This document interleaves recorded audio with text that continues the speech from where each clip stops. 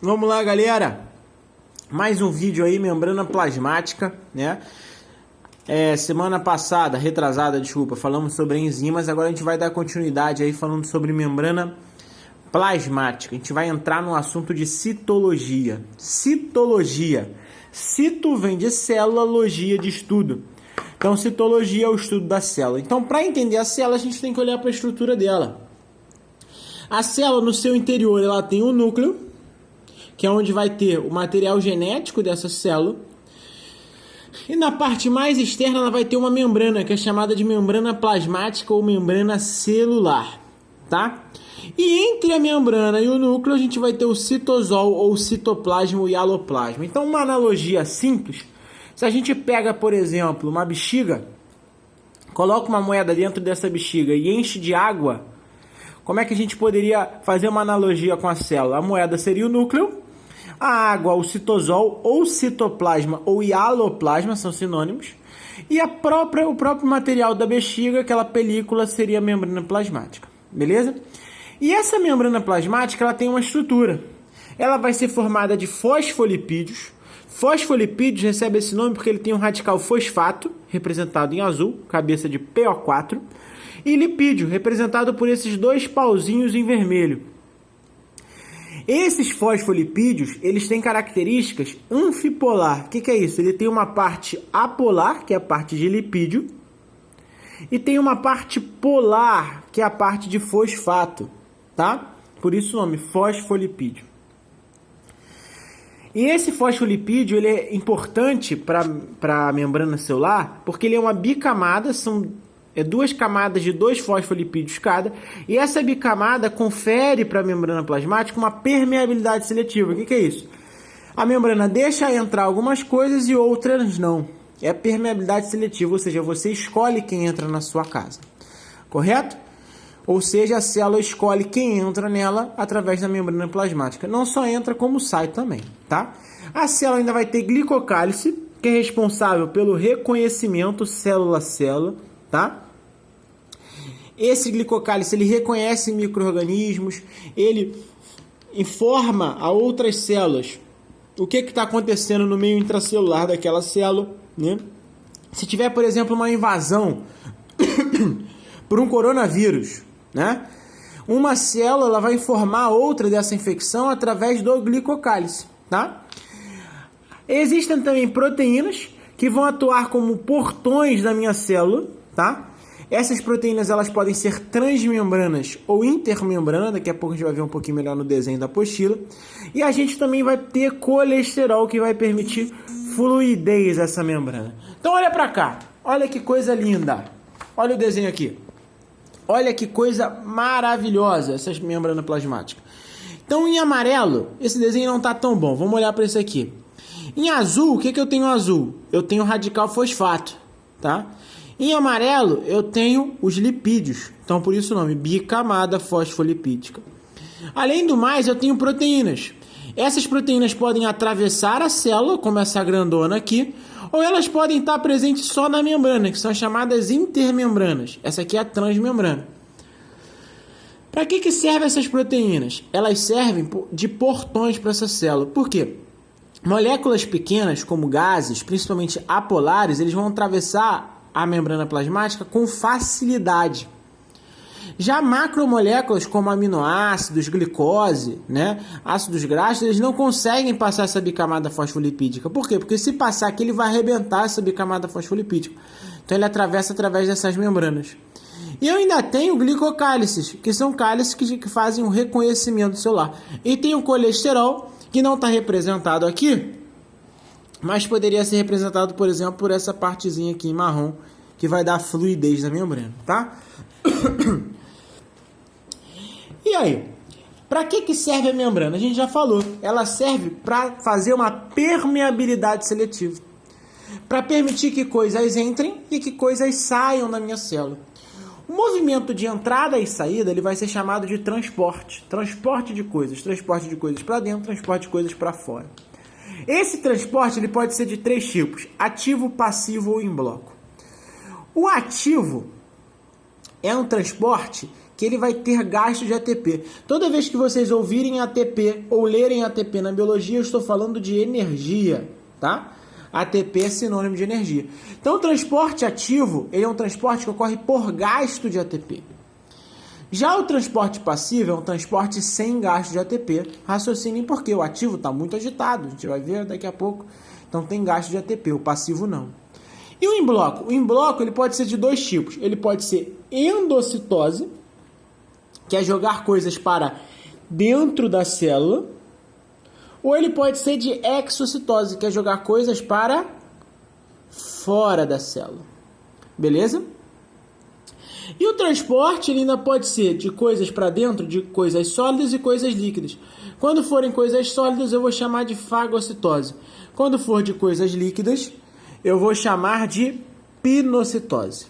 Correto? Show de bola. E esses transportes pode ser passivo, ativo ou em bloco. O em bloco a gente já explicou. Agora, o transporte passivo, ele recebe esse nome porque ele é sem gasto de ATP, não tem gasto de energia.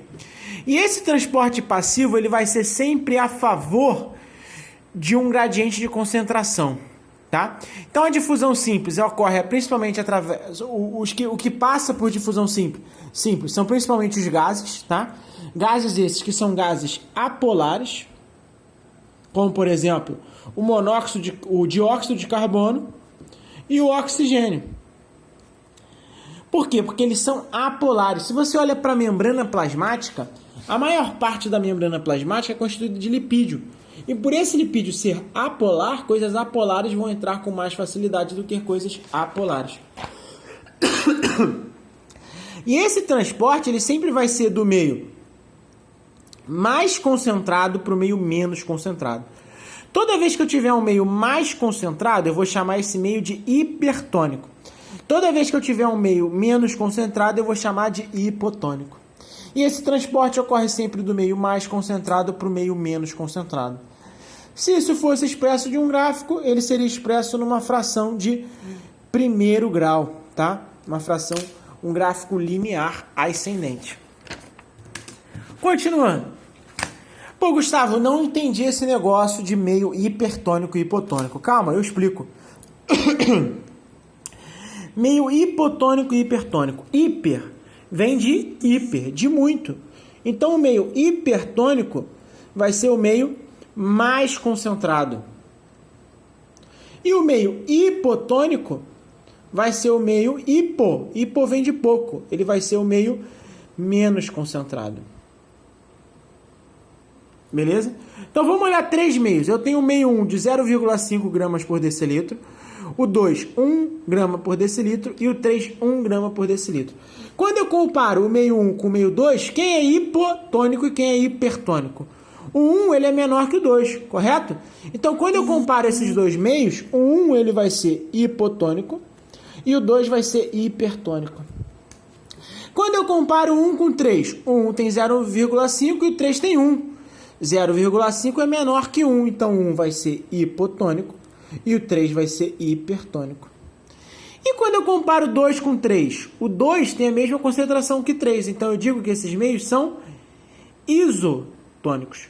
Eles têm a mesma concentração. Então, olha só que essa nomenclatura de hipo e hipertônico é sempre em relação de um meio com o outro. Por exemplo, se eu pegar uma célula e colocar ela no meio hipertônico, qualquer que seja esse meio hipertônico, a célula ela vai ser hipotônica. Se eu disser que a célula é hipotônica em relação ao meio, significa que se ela é hipotônica, o meio só pode ser hipertônico. E por aí vai. Se eu colocar o Gustavo no meio hipertônico, o Gustavo vai ser hipotônico. Por quê? Porque um meio vai ser contrário ao outro. Se um meio é Vasco, o outro não pode ser Vasco, tem que ser Flamengo. Tá bom? Vamos continuar.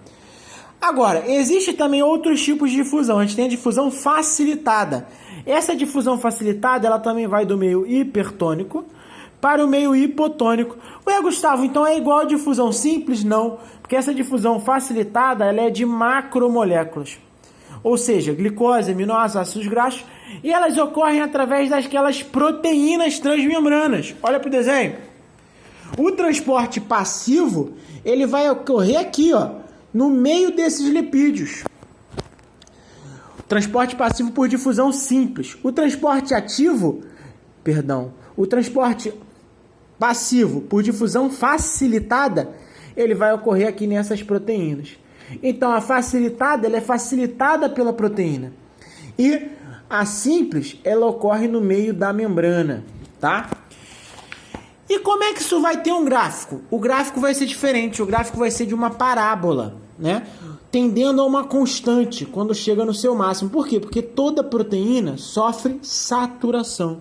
Então aqui o transporte ele vai ficar saturado. Então por isso que a velocidade chega num ponto, ela se torna constante. Vamos falar de osmose. Então a osmose, galera, refere à água. Toda vez que falar de água, de transporte de água, eu estou falando de osmose. E essa osmose é o contrário. Ela vai do meio hipotônico para o meio hipertônico. Se eu colocasse num gráfico, também tenderia a uma constante. Por quê? Porque esse transporte, ele sempre vai tender a igualar os meios. Caso esses meios não se igualem, você tem uma curva ascendente de primeiro grau, tá? Show de bola. E essa osmose, ela tem diferença de animais e vegetais. Vamos falar primeiro das osmoses em animais.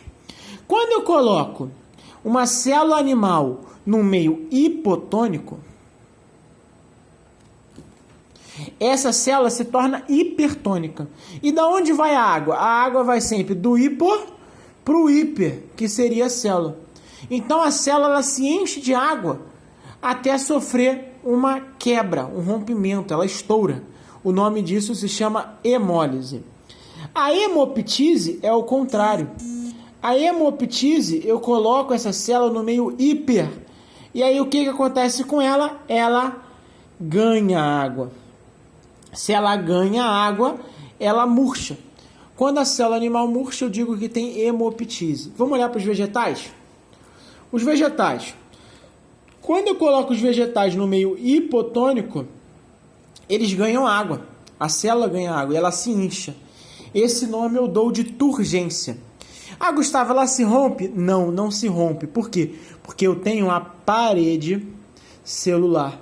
E essa parede celular impede o rompimento dessa célula. Agora, se eu colocar essa célula vegetal no meio hiper, ela vai perder água e ela vai murchar. O nome disso eu chamo de plasmólise. E eu tenho ainda um outro processo que se chama plasmoptise ou desplasmólise. O que é isso? Eu pego uma célula que estava no meio hipotônico, que estava em turgência, e coloco ela no meio hipertônico. E aí ela volta a murchar. Ela sofre plasmólise. Então uma célula que sofreu turgência e sofre plasmólise, eu digo que esse processo se chama plasmoptise. Aí você vai pensar, Gustavo, eu nunca vou ver isso. Vai sim, meu amigo, vai sim. Salada da sua mãe. Quando a salada está murchinha, né? Por exemplo, vamos pegar uma salada que ela temperou aquela salada. Colocou sal. O sal é um meio hipertônico. Então aquela alface ela vai ser hipotônica e vai perder água para o sal. E aí aquela alface murcha. Se você não comer aquela alface naquela hora, você bota ela na geladeira, essa alface fica murchinha. E aí, você joga fora? Não. Se você pegar essa alface e colocar numa bacia de água, essa alface volta a inchar e ficar bonita. Uma boa tarefa para a quarentena, viu, galera? Vamos lá. E aí a gente tem também osmose em peixe. Em peixe, Gustavo? Sim. Por quê? Porque os peixes, eles vivem na água. Então os peixes, eles sofrem osmose. Se a gente pega, por exemplo, um peixe condricte, que é um peixe que não tem osso, que é, por exemplo, o tubarão, a arraia, esses peixes, eles conseguem ficar no meio isotônico. Por quê? Porque eles acumulam ureia. Isso faz com que eles se tornem mais lentos e que o seu olho fique mais esbugalhado, porque a ureia se concentra nos olhos. Agora, existem condrictes de água doce também, tá? E de água salgada. Agora, se a gente pega osteíctes, que são peixes ósseos, eles podem ser de água doce ou água salgada. Vamos pegar água doce. Quando eu tenho um peixe na água doce, esse peixe está vivendo no meio hipotônico. E ele se transforma no meio hipertônico. O que acontece com ele? Ele ganha água. Então, se ele ganha água, ele tem que ter mecanismos para eliminar isso. Quais são os mecanismos dele? É urinar muito. Quando você bebe muita água, você não tem que urinar muito? Então, esse peixe também. Ele urina muito.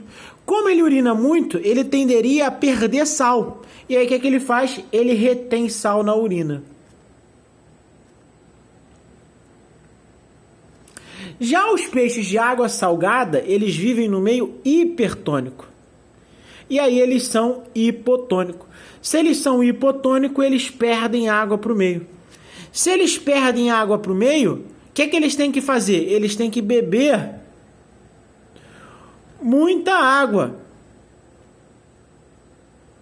Só que bebendo muita água, ele está ingerindo muito sal. Então o que é que ele faz? Ele elimina mais sais na urina. Beleza? Para terminar, vamos falar de transporte ativo. Transporte ativo, uma coisa tem que vir na sua cabeça: gasto de ATP. Todo transporte ativo tem gasto de ATP. E ele vai contra um gradiente de concentração. Ou seja, ele vai do hipo para o hiper. Ué, Gustavo, é igual a osmose? Não, porque a osmose, eu estou falando de água. Transporte ativo, eu estarei falando de íons, de sais, tá? E esse transporte ativo, ele é sempre o transporte de duas substâncias ao mesmo tempo, tá? Então vamos falar do exemplo mais famoso, bomba de sódio e potássio. O sódio, ele está em menor concentração dentro da célula e maior concentração fora da célula, no meio extracelular. O potássio está em maior concentração dentro da célula e menor concentração fora da célula, no meio extracelular. Qual seria o transporte passivo aqui? O sódio entrar e o potássio sair. Só que aqui é transporte ativo. Vai contra um gradiente de concentração. Então, você vai ter 3 sódios saindo. Eu escrevi errado aqui. 3 sódios saindo e 2 potássio entrando, tá? Eu vou ter a entrada de potássio de 2 moléculas de potássio e a saída de 3 moléculas de sódio. E aí? Então o potássio ele está indo de onde tem menos para onde tem mais, correto? De onde tem menos para onde tem mais. E o sódio está indo de onde tem menos para onde tem mais, ou seja, está indo contra um gradiente de concentração. Para eu fazer isso, eu tenho que usar uma bomba.